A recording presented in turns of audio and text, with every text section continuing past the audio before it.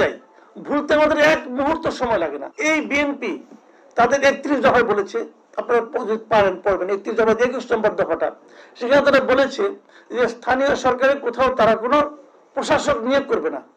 কেবল দুটো কারণে করবে। একটা কারণ হলো যদি সে মারা যায় অথবা যদি সে দণ্ডপ্রাপ্ত হয় আদালত কর্তৃক, এছাড়া তারা কোনো প্রশাসক নিয়োগ করবে না। এই কথাটা আমাদেরকে ভোটের আগে আরেকবার মনে করাই দিছে, তারা যখন ইশতেহার ঘোষণা করে মনে করাই দিছে, এবং দায়িত্ব নেওয়ার পর প্রথমে তারা এই কামটা করছে যে সবগুলি ইয়েতে সিটি কর্পোরেশনে দলীয় লোকজনকে এনে প্রশাসক বানাইছে।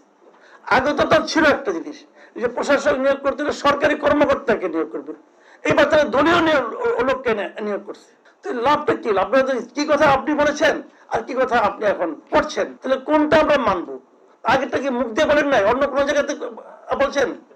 ভাই এইগুলি এখন হয়েছে কি, এই যে কথাটা আমরা বললাম কিছু যায় আসে না, কিন্তু যায় আসে না। এখন ওই যে বলছেন উনি যে লজ্জা তো পায় না।